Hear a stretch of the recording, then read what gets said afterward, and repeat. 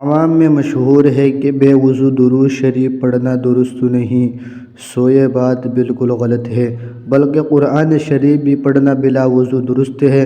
البتہ قرآن شریف کو ہاتھ لگانا درست نہیں۔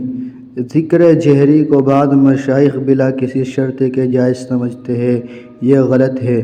اس کے جواز کی ایک بہت ضروری شرط یہ ہے کہ اس سے کسی نماز پڑھنے والے کا دل پریشان نہ ہو اور سونے والے کی نیند خراب نہ ہو، اور جہاں اس کا اہتمام ہو آہستہ ذکر کرے، اگرچہ پکار کر کرنے کی تعلیم کی گئی ہے۔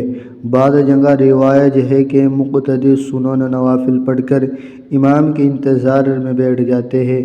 امام ان کے لحاظ سے زور سے دعا پڑھتا ہے اور مقتدی آمین آمین پکارتے ہیں۔ یہ رواج سنت کے خلاف ہے اور علماء نے اسے بدعت کہا ہے۔ عوام میں مشہور ہے کہ تسبیح اس طرح سیدھی ہے، اس طرح الٹی ہے، اس طرح پڑھے اور اس طرح نہ پڑھے۔ شریعت میں اس کی کوئی اصل نہیں۔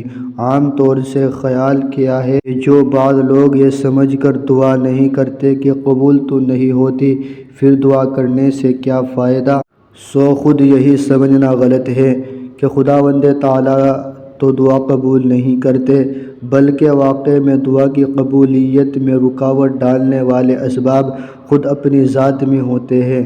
اکثر دعا گناہ کی ہوتی ہے، اس لیے قبول نہیں ہوتی۔ اب ان کا قبول نہ کرنا بھی خدا تعالیٰ کی رحمت ہے۔ دعا کے لیے جو پورے طور سے قلب کو حاضر نہ کرے گا اور عاجزی اور انکساری کے آثار اس پر ظاہر نہ ہوگے، وہ دعا نہیں خیال کی جا سکتی، کیونکہ خدا تعالیٰ تو قلب کی حالت کو دیکھتے ہیں۔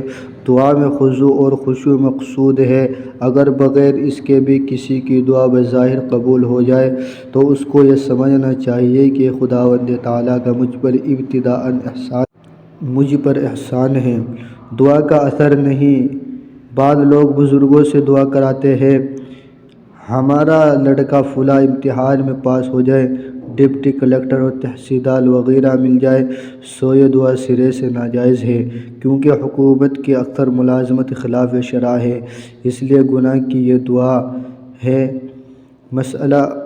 اور ایسی دعا میں جو خود مشائخ اور علماء کو احتیاط کرنی چاہیے کہ ایسے مقدمات اور امور ممنوعہ کے واسطے سے دعا نہ کیا کرے، کیونکہ گناہ ہوگا، اور صاحب حاجت تو صاحب الغرض مجنون کا مصداق ہو جاتا ہے، اس پر اعتبار اور بھروسہ نہیں کرنا چاہیے۔ اگر ایسا ہی کسی کی دل شکنی وغیرہ کا خیال ہو تو یہ دعا کرے کہ یا الہی جس کا حق ہو اس کو دلوائیے، باقی ایسی ناجائز دعا نہ اپنے لیے کرے نہ غیر کے لیے کرے۔ اکثر عوام کی عادت ہے کہ دعا کے ختم کرنے کے بعد جب منہ پر ہاتھ پھیرتے ہیں تو اس وقت کلمہ طیبہ لا الہ الا اللہ محمد الرسول اللہ صلی اللہ علیہ وسلم پڑھتے ہیں۔ یہ کلمہ فی نفسہ بہت اونچا درجہ رکھتا ہے، مگر چونکہ اس موقع پر اس کا پڑھنا احادیث سے ثابت نہیں، اس لیے ترک کرنا چاہیے۔ دعا کے ختم پر درود شریف پڑھنا چاہیے۔ بعض لوگ شکایت کیا کرتے ہیں کہ یہ معلوم ہے کہ دعا مانگنا ضروری ہے، مگر ہم جب دعا مانگتے ہیں تو ہمارے دعا میں جی نہیں لگتا، اس لیے یہ لوگ دعا نہیں مانگتے۔ سو اس وجہ سے اس کی شکایت کی ہے کہ لوگوں کی دعا کی خاصیت معلوم نہیں۔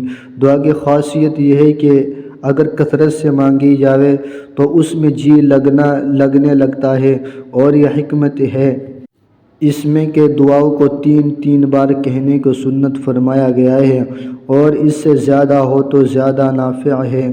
بعض لوگوں کو استغفار میں یہی خیال ہے کہ توبہ استغفار سے وہی گناہ معاف ہوتا ہے جس کا نام لیا جائے یا دل میں خیال کیا جائے، اور جس گناہ کا اس وقت خیال بھی نہ ہو وہ معاف نہیں ہوگا۔